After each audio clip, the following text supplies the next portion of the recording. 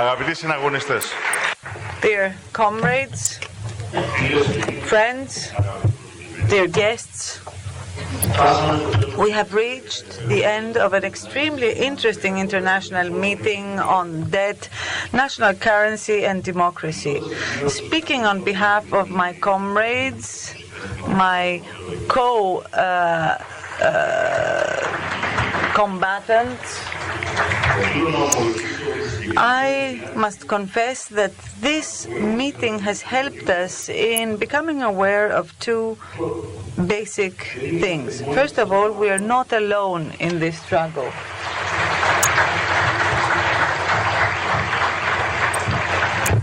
Ούτε ο ελληνικός λαός. Nor is the Greek people alone.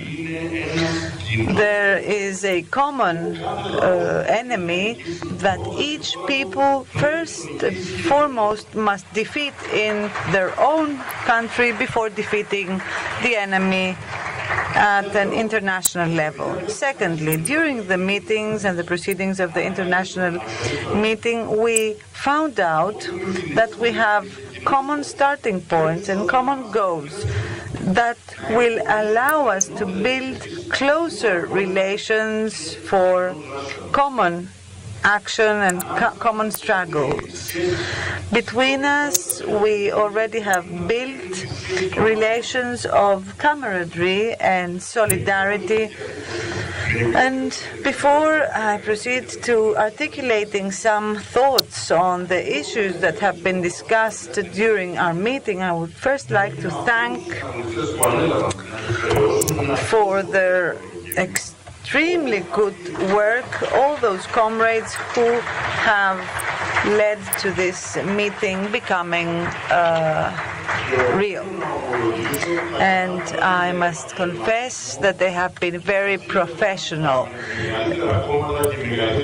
The biggest parties and the biggest organizations that have millions in funding available to them would be jealous of the professionalism that was shown here. And the success of this international We owe the success of this international meeting mainly to all the comrades and Thanasis Laskaratos, first and foremost. Mara Levidi, Kalypsos Panopoulou. They have given their best. Georgia Basta and the press office of EPAM. Vasilis Kapandais and the security group, the security team, has shown us how well the EPAM movement is organized and how well it is protected. Chryssia Bartholomeou, who is head of the financial committee, Elena Gyuzet, and the team that was responsible for giving out the headsets, wonderful ladies, and of course all those who have helped in translation, in transport, in transfers of our guests. And of course, all the organizing team of this conference, which comprises dozens of comrades. Excuse my not mentioning them by name. You know that there is no such differentiation made in EPAM. Comrades, I apologize for what I am about to say, but I am saying that out of my heart. I really feel a great honor that you accept my smallness as a fellow combatant in our common struggle. Some comrades, before the crisis or before the founding of EPAM, may have been ideologically or politically enemies, or have thought they were.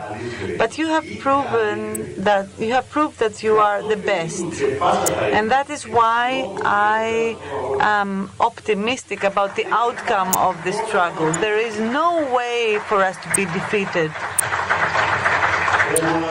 The only enemy is one, our bad self. And through collective procedures within EPAM, we are learning how to defeat that self by joining our forces. Now, let me go on. A lot of discussion has been made about what we are.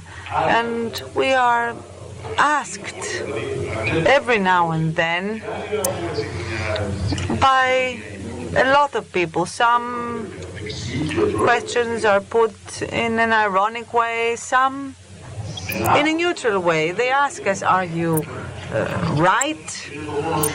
Are you from the left?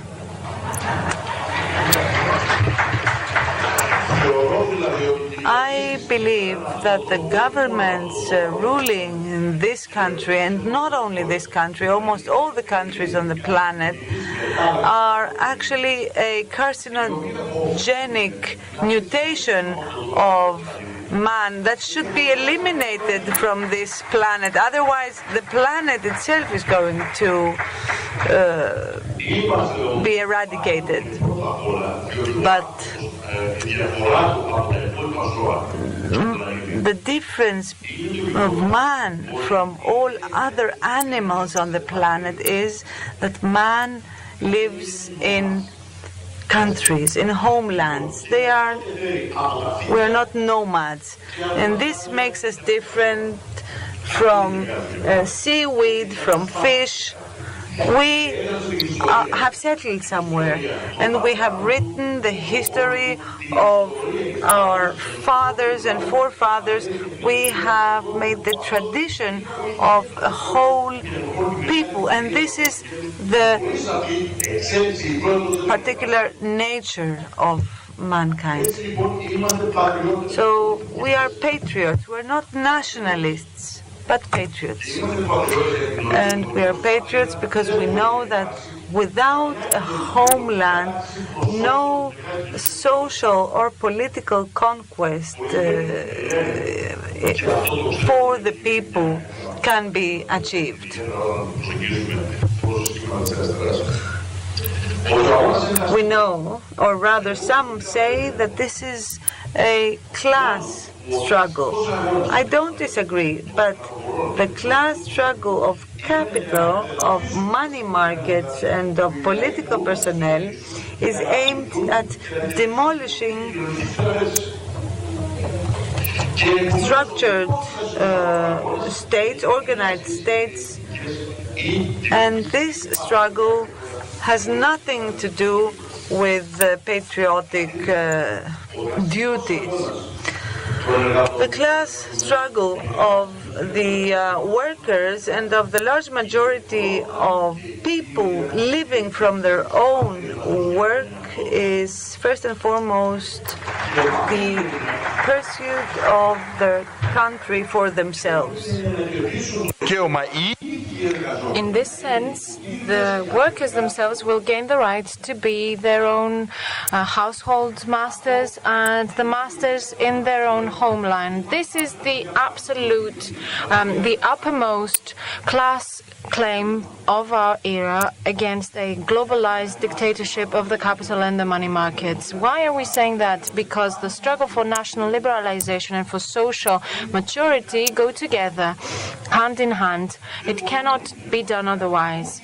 It has not been done otherwise throughout history, in the history of social struggles and national struggles. Whoever distinguishes class from national struggle, from patriotic struggle, particularly today, even if they don't realize it themselves, are taking the first decisive step to go on the side of the capital, of the money markets and their political objectives. They are making the first decisive step to agree to, let's say, sign a treaty with the totalitarianism of the markets as these are expressed through supranational autocratic entities such as the Euro and the European Union. What is the Euro and the European Union, though? It's an old story. When people started to claim their countries for self-determination and democracy, the Europeanism was, as an ideology, had nothing to do with the peoples of Europe and their struggles. It was first of all, an ideology that did not stem from a class struggle of a national struggle. It was an aristocratic, a fascistic reaction. It was the ideology of the emperors and their empires in Europe, and it was making the distinction. It was based on the segregation of the majority of the people from money and gaining. And of course, the first who managed to set in motion the united Europe were the Nazis. And this is no coincidence. They replaced nation with race, and what initially appeared as nationalism in its fascist expression was very quickly revealed as a totalitarian universalism that seeks in the models of old empires the violent reformation, transformation of the world in the terms of a new order. And let me remind you that back then there were certain people who opposed class from the nation. There were two tendencies on this side, if you would like, within social movements. These tendencies did not know what it meant to fight for self-determination, for national sovereignty and popular sovereignty in one's country, and very quickly jumped on the boat of the Nazis. They went to their side. So these tendencies were two. The first was expressed in the very famous Second International, the Socialist International, the tendency of those people without a home. As Gustav Ehrenfeld said, in 1907 he was killed. Both the revolutionary wing and the reforming wing were merged into the Nazis later on. Now, there were other such movements. Such a movement was national moral socialism. A moral world that is morally created. And all these always believed in a global revolution. All these different wings believed in global revolution, and in the end of 1941, the head of the movement against the Nazis in Belgium gathered all those who were in favor of such a global revolution and came to a very characteristic conclusion. They said, forming a unified Europe under the boots of the Nazis or the NSS. It was done in a violent way, but it was a progressive process. It removed borders. It was a progressive process. People were fighting against the Nazis. They were fighting to regain their freedom.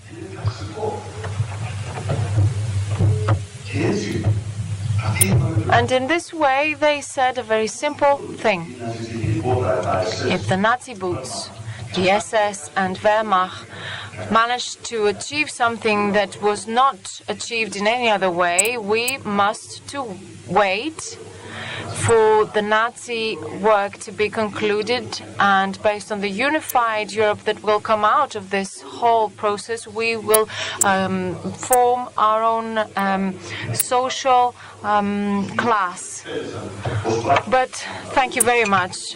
Half of the people were executed by the Nazis, and most of these Belgian members of that movement were lost in the arcanes of history. They were never mentioned again, except for some people like me who like to read very weird history books.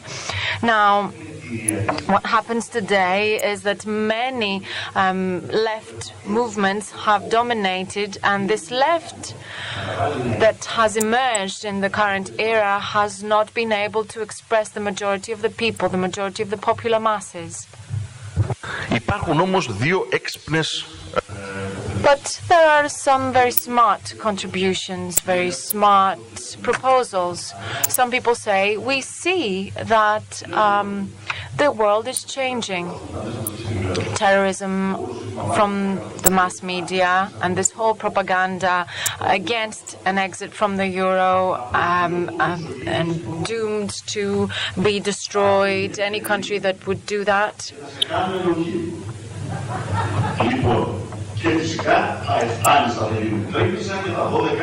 Of course, you will lose your islands, and all your other islands that are left in your country will disappear, will be submerged. And I'm sure that you will remember this hysteria in the speech before the parliament by a Greek minister of what would happen to our children, that our goats would not produce milk anymore, and many other hysteric comments from this minister. Obviously, the goats and sheep in Greece, after an exit from the euro, would suddenly become suicidal and would start killing themselves. Many such things were heard about an exit from the euro, and the mass majority from the Greek people have accepted that we need to move to a national currency, thinking that I am completely destroyed now with all these austerity measures. But when the people started to think as a majority in this direction, there were some people who very smartly come and say, well, if we were to exit the euro, shouldn't we be well prepared for that? Shouldn't we start preparing? So let's start with the economic recovery first and then move on with the national currency. Didn't you hear that yourselves? And the Golden Dawn has also said it.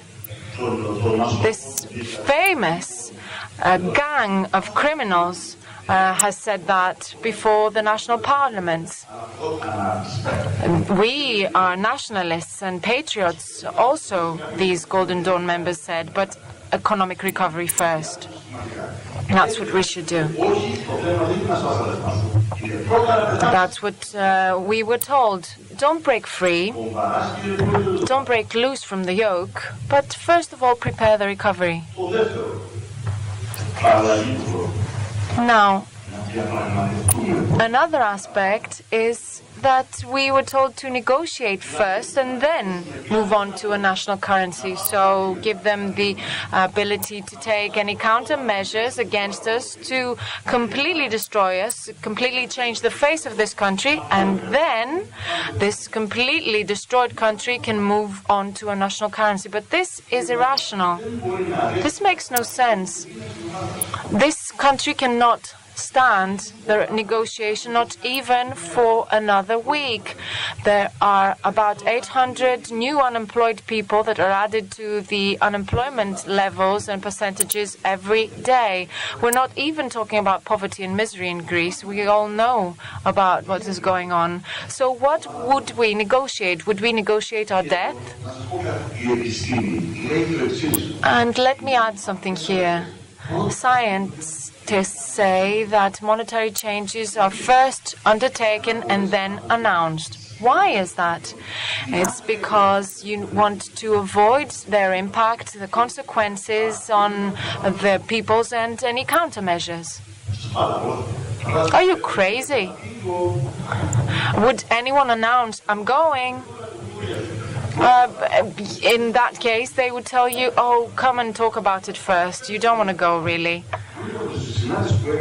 I was told by some journalists that Mr. Tsipras, in his meeting with his counterparts from Germany, democratic parties, I stress, because they were the ones, the Germans were the ones who invented the party state. What was said in that meeting? He said, I want to negotiate. Yes, of course, they answered. Of course, said the representative of the German state, of the German government. Yes, but you will negotiate from ground zero. But as long as you negotiate, you will not take any measure that will run counter to the commitments under the memorandum. And come and negotiate as long as you like. Have you understood what's going on? I was saying that myself when we were talking, because I think that's normal, that's natural. Even if I was in the German representation and delegation, I would say the same. And I would think to myself, who is going to last longer than me? Is it them and the austerity measures, or us in the negotiations? So, the euro is the first move the exit from the euro will be the first move in one night, very suddenly, and without any announcement, or by a mass movement dictated by the majority of the Greek people.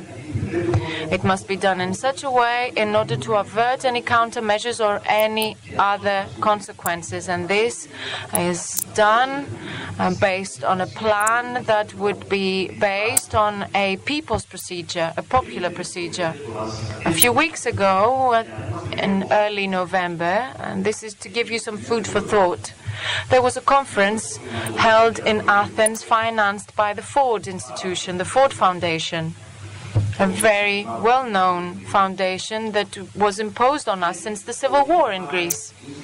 And in association with the Levi Institute from New York, the Board of Trustees of this institute is participated in by the wife of Mr. Soros, and Mr. Levi himself is one of the major financiers around the world, and all these people came to Greece to sell us one simple idea. If you have a problem with the euro, and the euro with its rigidity does not allow you any margins for move, you could have the euro and another currency aside. So what this meant is that the same thing that happened to the Greek economy with the coexistence of the franc in Latin America, and what happened in Greece and led to the bankruptcy of the Greek state in the 20th century, the third bankruptcy, and then the fourth bankruptcy in the 1930s. This is repeated.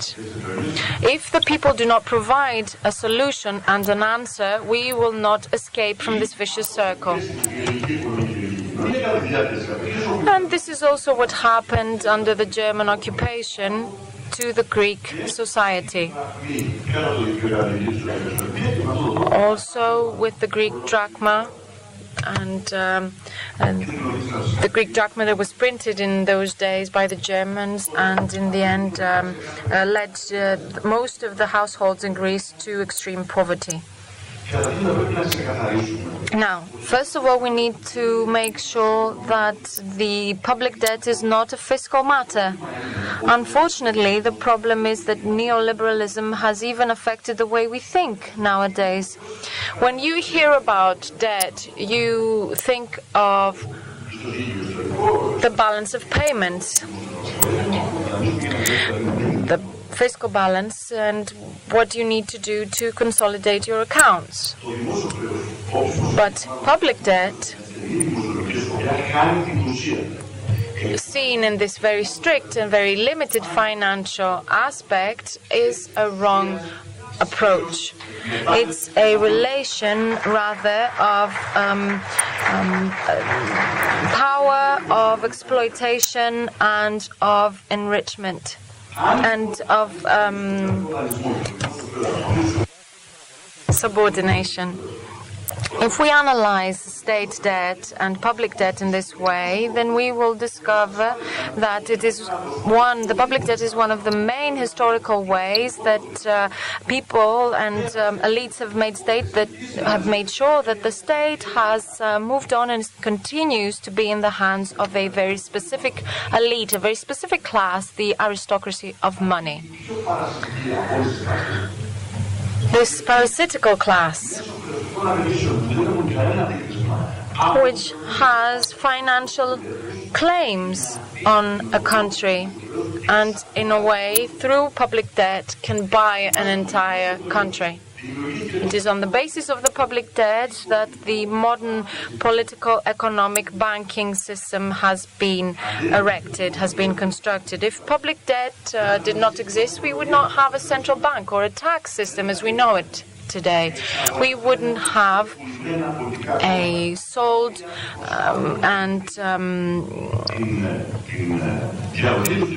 parties that have sold themselves to the elites in order to be able to provide clientelistic solutions and do favors.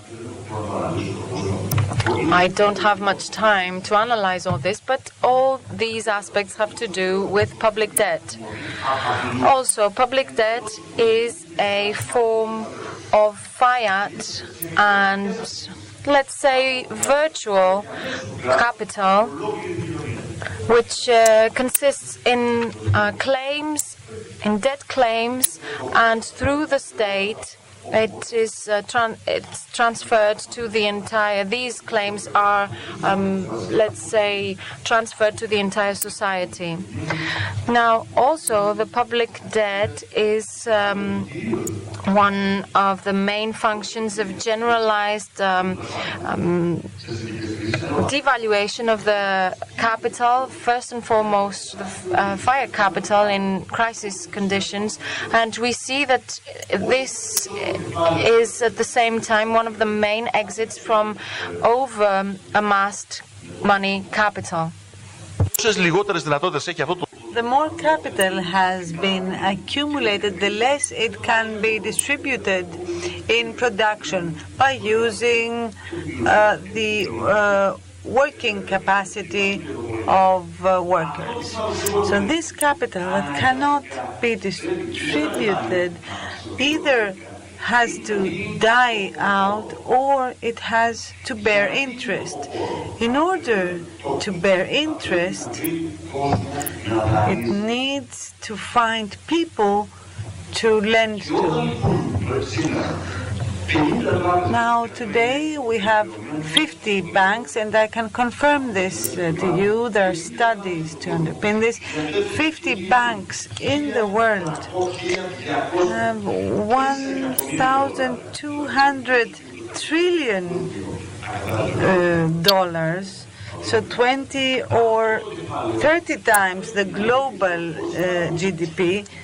These banks need to find borrowers. They either have to lend to countries, to households and businesses, or they need to find securities via which they will lend. So they become intermediaries. They become supermarkets of credit. It's a credit industry, but we do not want a credit industry. We want real industry that produces, and we also want banks that will support industry and business. Fourth point, the public debt did not only generate a whole system of speculation that is preserving and reproducing the money market in capitalism, but it led to the international credit system to be formed. It is no coincidence that this export of capital started to develop after 1915, when the UK was looking for ways to expand its markets, not necessarily through war operations, but through other means. That is, through the City of London, the bank center that would concentrate all this capital. And that is how the so-called exports of capital were formed. And we are one of the victims of this process. It was 1823, 1824, when two big loans were granted to Greece under completely colonialist terms and conditions.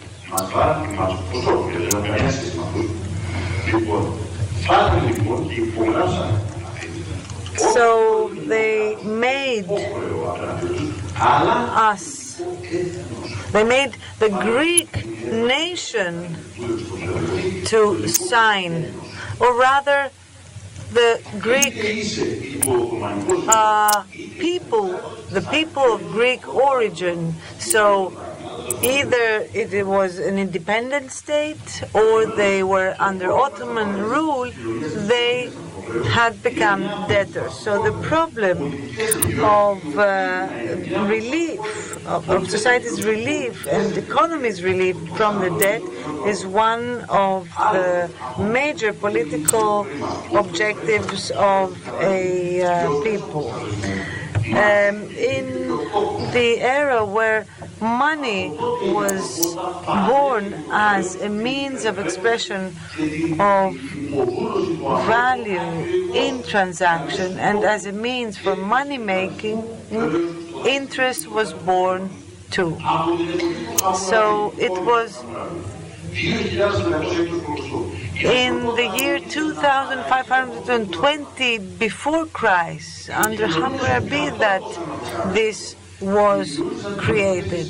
And the societies that did that were able to form a civilization that was based on a human-centered logic and democracy. It is no coincidence that the first democracy was formed here, and it started with the amnesty by Solon.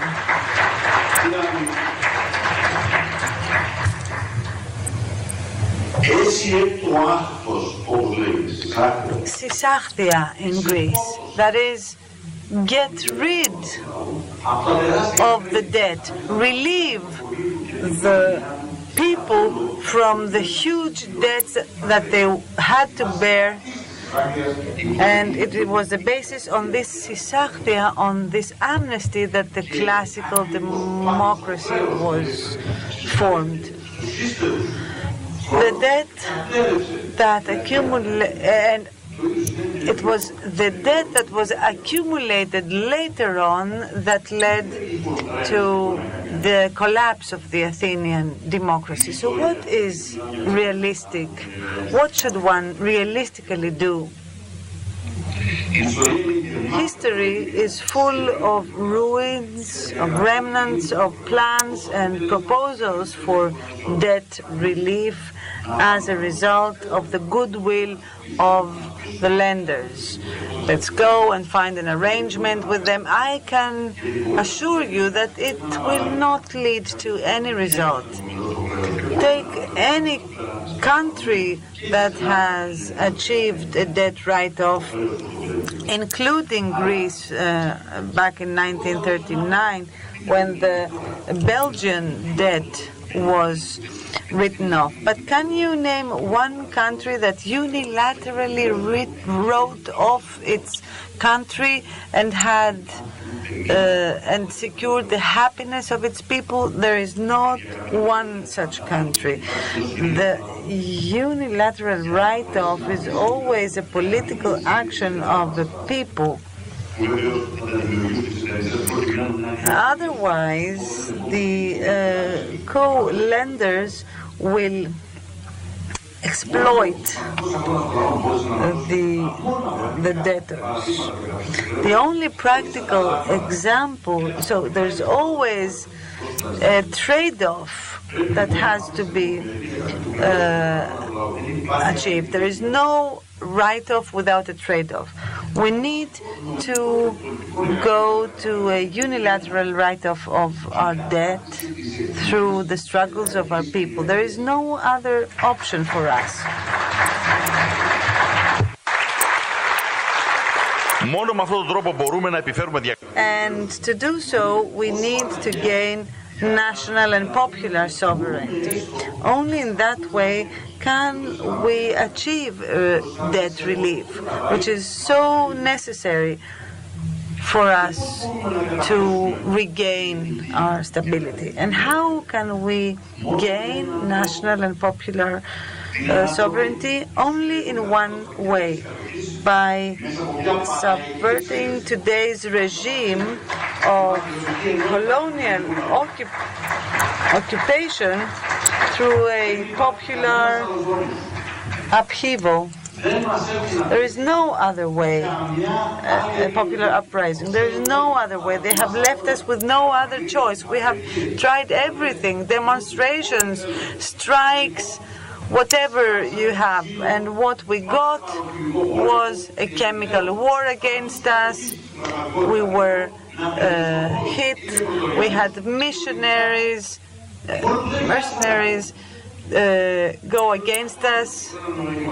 The only thing we didn't see was rape, but maybe this remains to be seen. So we have been left with no other choice, and as Charilaos Trikoupis said, peoples are never responsible for their revolutions. It is always the governments that are responsible for those revolutions that they have made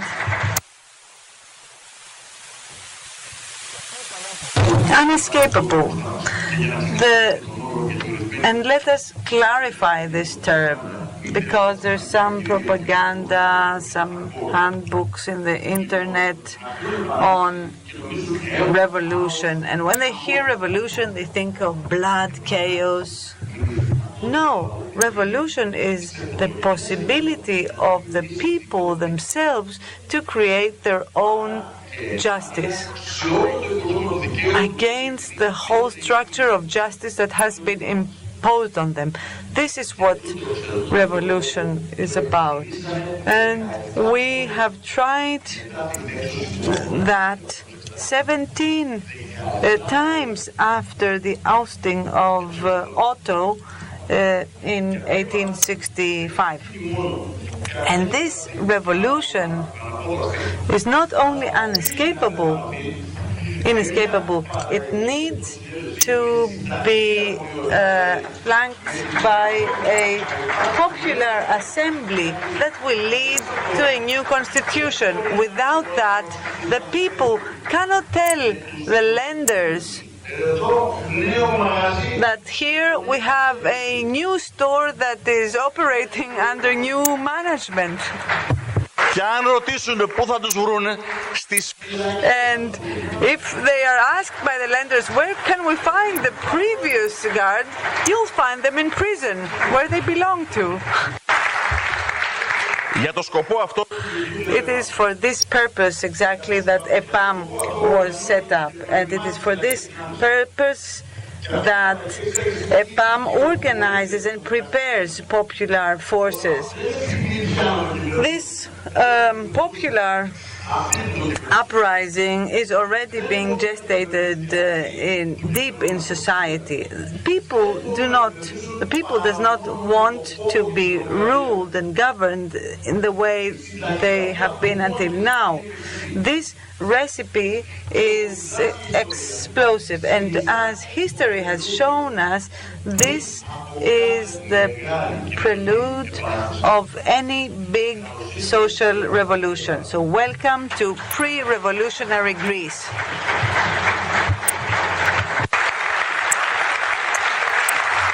Η διεκπεραίωση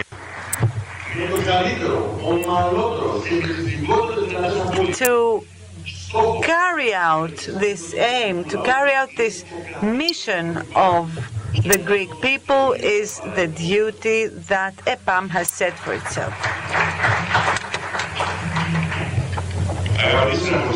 Dear comrades, friends, dear guests, it is with big pleasure that we have heard a proposal for an international organization of movements to be set up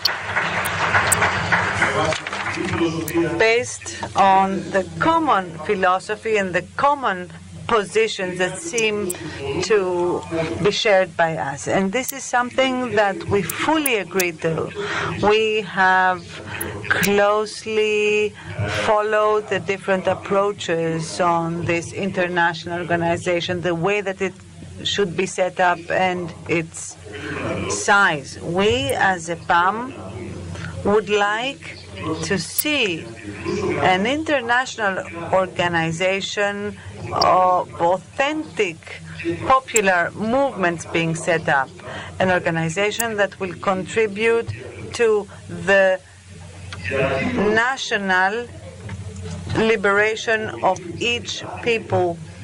In order to do so, we need sincere relations to form the fundamental roots of this venture. And we would propose a step-by-step approach for this. So let us first start by setting up an international network of movements and citizens for the purpose of general coordination of movements and exchange of information. Let us test ourselves in the way that we can understand each other. Let us test ourselves in how we can support each other and contribute to each other's aims. In order for this network to be really an international one, it should not limit itself to European or EU countries only. It should embrace as many movements as possible for countries in and outside Europe. Although we understand that one main front that peoples are confronted with, this Leviathan, according to Hobbes, this monstrous construction is the EU.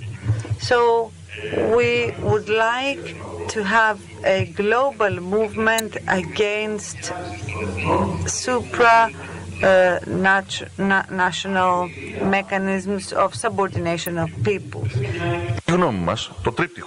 In our view, this is the threefold approach: national independence, popular sovereignty, and social liberation.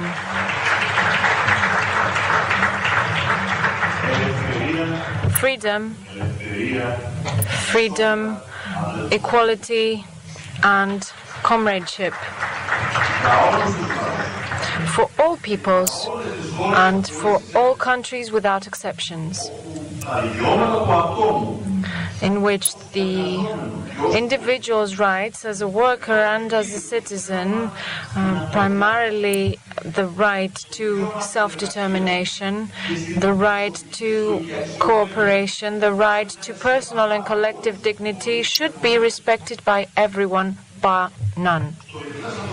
And in this international network, anyone may take part in the struggle against the domination of the capital from this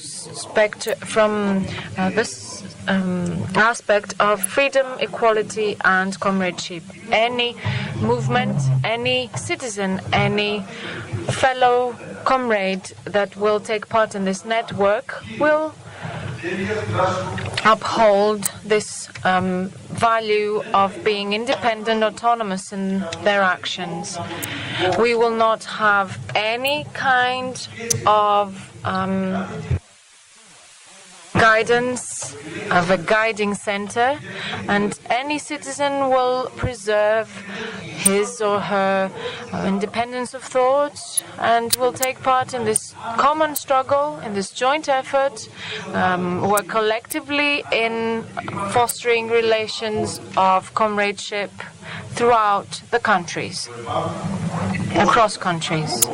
APAM promises to contribute to the best of its abilities in this effort, and a first step in this direction is the creation of an information center, a correspondence center, together with all other movements and political formations that have been interested in participating in this joint struggle. This center may work through a network of correspondence, for instance, in every country, in order for each correspondence to provide information on the situation at national level. And it will be particularly useful for every one of us, because we know that there is a lot of information that is hidden from us. And APAM also considers that there is a major need for social organization of campaigns, of tours around regions by members of its movements in order to strengthen the organization and action of these movements within the ranks of the people, using any possible means.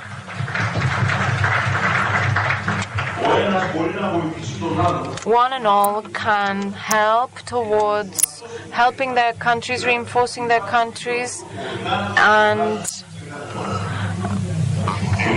improve the organization mode and this mode of action.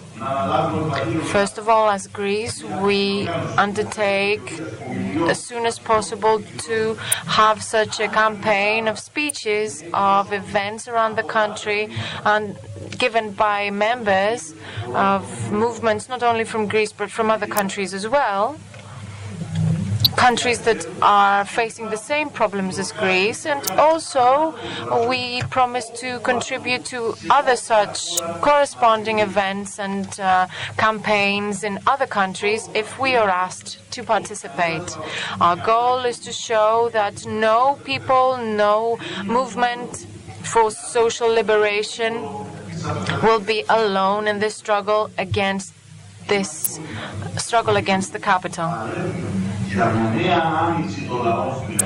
We want to reinforce the peoples in Europe, but around the world as well.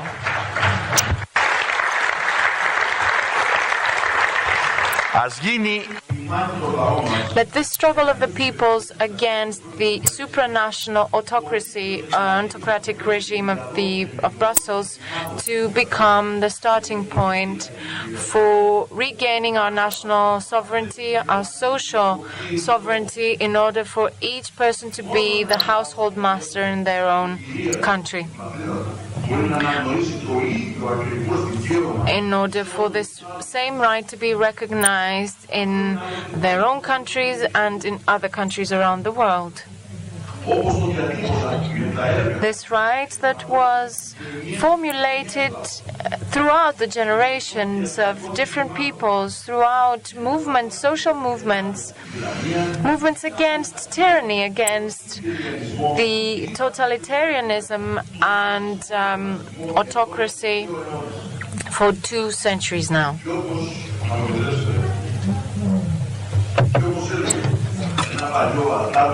And allow me here to refer to a song of the rebels in Greece, which was used when the rebels were fighting against the Germans during the occupation. It said that we want a free country and pan-human freedom. Thank you very much for your attention.